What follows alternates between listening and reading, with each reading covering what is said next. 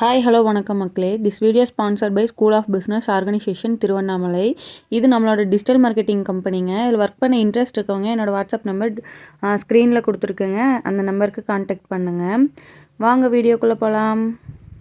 Skip பண்ணாதீங்க. பெரிய தப்பு. தினம் 300 ரூபாய் சம்பாதிக்க அரிய வாய்ப்பு. இன்ஸ்டாகிராம், ஃபேஸ்புக் பயன்படுத்த தெரிந்தால் போதும் content post and content publishing மூலமா தினம் 300 ரூபாய் சம்பாதிக்கலாம். இந்த வேலை செய்ய 5 நிமிடம் போதும். Work training support, group communication support, all language customer live chat support, முக்கியமா சொந்தமா ஒரு பிசினஸ் ஸ்டார்ட் பண்ற அளவுக்கு உங்களால கற்றுக்கொள்ளவும் முடியும், சம்பாதிக்கவும் முடியும். இந்த வேலை வாய்ப்பு வழங்குவது 5 வருடத்திற்கு மேல ரன் ஆகிட்டு இருக்க நம்ம தமிழ்நாட்டு company school of business organisation private limited. மேலும் விவரங்களுக்கு டிஸ்கிரிப்ஷன்ல கொடுத்திருக்க நம்பருக்கு வாட்ஸ்அப் பண்ணுங்க.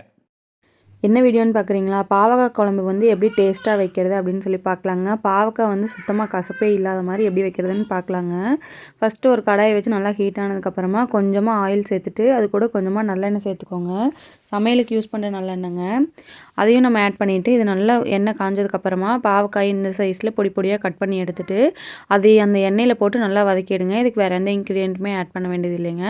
பாவக்காயை இந்த மாதிரி நல்லா அப்பப்போ ஃப்ரை பண்ணி விட்டுட்டே இருங்க. எல்லா இடமும் நல்லா வதங்கணும். கசப்பு பெருசாக இருக்காதுங்க. இது டேஸ்ட் நல்லாயிருக்கும். குழந்தைங்களுக்கும் நீங்கள் கொடுக்கலாம். எல்லாருமே சாப்பிடுவாங்க.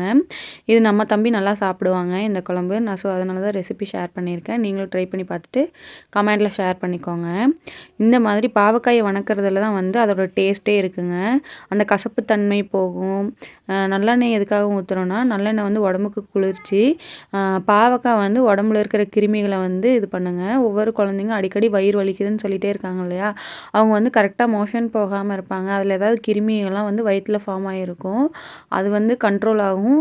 இருக்கிறதும் அழிச்சிருங்க. ஏன்னா இது வந்து கசப்பு தன்மை இருக்கிறதுனால நீங்களும் ட்ரை பண்ணி பாருங்கள். பாவக்காய் இந்த அளவுக்கு நல்லா வதக்கிக்கலாங்க. அதுக்கப்புறமா ஒரு கடாயை எடுத்துக்கிட்டேன். இந்த கடாய்க்கு கொஞ்சமாக ஆயில் ஆட் பண்ணிக்கலாங்க. வீட்டில் யாருக்கெல்லாம் இந்த பாவக்காய் ரெசிபி பிடிக்காதோ அவங்களுக்கெல்லாம் இந்த பாவக்காய் குழம்பு வந்து வச்சு கொடுங்க. கண்டிப்பாக ரொம்ப பிடிக்கும்.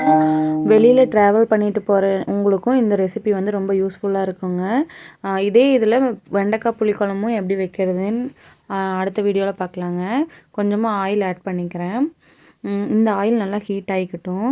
அதுக்கப்புறமா கொஞ்சமாக ஒரு ஸ்பூன் கடுகு ஆட் பண்ணிக்கோங்க. கடுகு நல்லா பொரிஞ்சுக்கட்டும். அதுக்கப்புறமா சோம்பு ஒரு ஸ்பூன் ஆட் பண்ணிக்கலாம். சோம்பும் நல்லா வெந்ததுக்கப்புறமா வெங்காயம் பொடி பொடியாக கட் பண்ணி எடுத்துருக்கேங்க. அந்த வெங்காயத்தையும் நம்ம ஆட் பண்ணிக்கலாங்க. சின்ன வெங்காயமும் பெரிய வெங்காயமும் கொஞ்சம் கொஞ்சமாக கட் பண்ணி எடுத்து வச்சுருக்கேன். பூண்டை நல்லா தட்டி எடுத்து ஆட் பண்ணிக்கலாங்க. இது வந்து பூண்டு சாப்பிட்றதுனால கேஸ் ட்ரபிள் ப்ராப்ளமுக்கு ரொம்ப நல்லதுங்க. இந்த வெங்காயத்தை நல்லா ஃப்ரை பண்ணி விட்டுக்கோங்க. பூண்டும் நல்லா எண்ணெயில் வதக்கி விட்டுருங்க. இது நல்லா வதங்கினதுக்கப்புறமா புளி வந்து ஒரு சின்ன லெமன் சைஸ் நான் எடுத்துருக்கேங்க. அந்த புளியையும் நம்ம இதில் ஆட் பண்ணிக்கலாங்க. கொஞ்சமாக தேவையான அளவு கருவேப்பிலை ஆட் பண்ணிக்கிறேன். இந்த கருவேப்பிலையும் இந்த வெங்காயமும் நல்லா பொன்னிறமாக வதங்கணுங்க. வதங்கினதுக்கப்புறமா தான் நம்ம அடுத்தடுத்த இன்க்ரீடியன்ட் ஆட் பண்ணணும். புளியை வந்து ஆல்ரெடி ஒரு லெமன் அளவுக்கு நான் எடுத்து ஊற வச்சுருக்கேன். இது நல்லா வதங்கி வரட்டுங்க. அதுக்கப்புறமா நம்ம இதை வந்து நல்லா பொன்னிறமாக வதங்க விடணும். அதுதான் இதோட மெயின் டேஸ்ட்டே. பாவக்காயை நல்லா எண்ணெயில் எதுக்காக வதக்குறோன்னா அந்த கசப்புத்தன்மை போகணும். ப்ளஸ் நல்லெண்ணெய் வந்து உடம்புக்கு குளிர்ச்சி. அதுக்காக வந்து நம்ம இது எல்லாமே ஆட் பண்ணிக்கிறோம். அப்புறம் அதோட கசப்புத்தன்மை வந்து கம்மி பண்ணிடும். நல்லெண்ணெயில் வந்து 2 வெரைட்டி இருக்குது. நீங்கள் சமைக்கிறதுக்குன்னு சொல்லி கேட்டு வாங்குங்க. எப்போவுமே தீபத்துக்கு ஊற்றுறதுன்னு தனியாக இருக்குங்க. நீங்கள் எப்போ வாங்கினாலுமே அதை கரெக்டாக ஃபாலோ பண்ணி வாங்கிக்கோங்க. நான் வாங்கிட்டு வந்து அப்போ வாங்கிட்டு வந்தேன் ஒரு டைமு. அப்படி தான் வந்து எனக்கு மாற்றி தந்துட்டாங்க. நான் வீட்டுக்கு வந்ததுக்கப்புறம் அது அந்த மூடி ஓப்பன் பண்ணும்போது கூட எனக்கு பெருசாக ஸ்மெல்லு தெரில. அது வந்து ஒரு கடாயில் ஊற்றுனதுக்கப்புறமா தான் அதோடய ஸ்மெல்லு பயங்கரமாக வந்தது. பத்தி ஸ்மெல்லு மாதிரி. அதெல்லாம் வந்து வாங்கி அதிகமாக யூஸ் பண்ணுறது எனக்கு பெஸ்ட்டுன்னு தோணலைங்க. சமைக்கிறதுக்கு இல்லை, வீட்டில் பூஜை ரூமில் யூஸ் பண்ணுறது எனக்கு வந்து அது பெருசாக ஐடியா இல்லைங்க. வெண்ணெய் நீங்கள் வீட்டிலேயே எடுத்து வச்சு அதில் நெய் உருக்கி அதை வந்து தீபம் போட்டிங்கன்னா அது உங்களுக்கு ரொம்ப உடம்புக்கு நல்லதுங்க. அந்த தீபம் எதுக்காக நம்ம டெய்லி போடுறோம் அப்படின்னா அது ஒரு சயின்டிஃபிக் ரீசன் இருக்குது. மூச்சுக்குழாய்க்கு வந்து அது ரொம்ப நல்லது. அதோடய ஸ்மெல் உள்ளே போகும்போது அந்த தீபம் அவியும் போது ஒரு ஸ்மெல் வரும் இல்லையா? அது வந்து மூச்சுக்குழாய்க்கு ரொம்ப நல்லது அப்படிங்கிறதுக்காக தான் நம்ம இது பண்ணுறது. அதுக்கு போய் இப்படி ஒரு கெடுதலான எண்ணெய் வாங்கி நம்ம டெய்லி யூஸ் பண்ணுறது வந்து தப்புங்க. எனக்கு அது வந்து கரெக்டுன்னு தோணலை. உங்களுக்கு அது ஓகேன்னா நீங்கள் யூஸ் பண்ணுங்கள். ஆனால் அது உடம்புக்கு ரொம்ப கெடுதல்னு மட்டும் எனக்கு கரெக்டாக தெரியுது. இந்த அளவுக்கு புளி எடுத்து நான் நல்லா ஊற வச்சு கரைச்சி எடுத்துக்கிறேங்க. வெங்காயம் நல்லா வதங்கினதுக்கப்புறமா அந்த புளியை வந்து நம்ம ஆட் பண்ணிக்கலாங்க.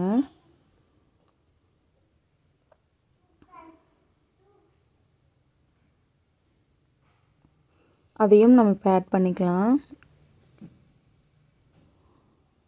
இந்த புளித்தண்ணி நல்லா சுண்டி வரணுங்க. அதுக்கப்புறமா தான் நம்ம அடுத்தடுத்த இன்க்ரீடியன்ட் ஆட் பண்ணணும்.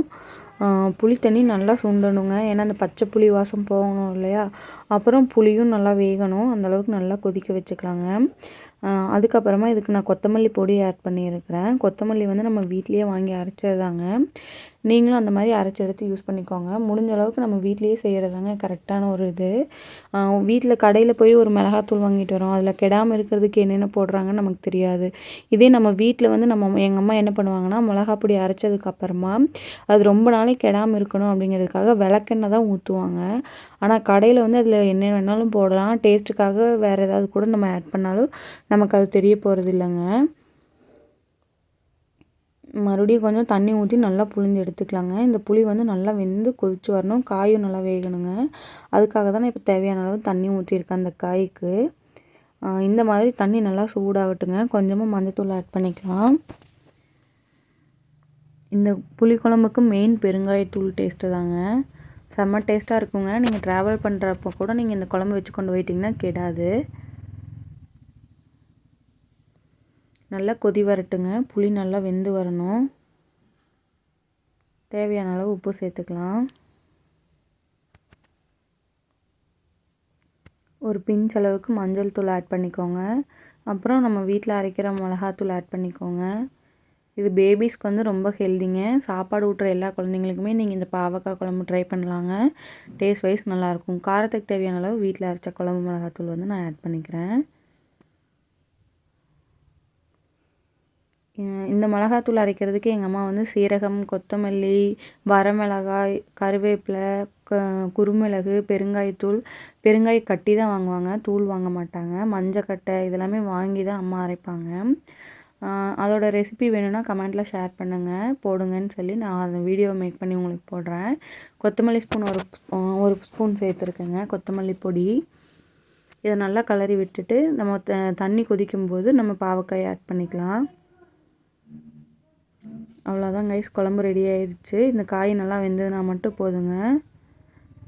கடைசியில் காய் வெந்ததுக்கப்புறமா கொஞ்சமாக பெருங்காயத்தூள் ஆட் பண்ணி இறக்கிக்கலாங்க. தேங்க்யூ, பாய் பாய்.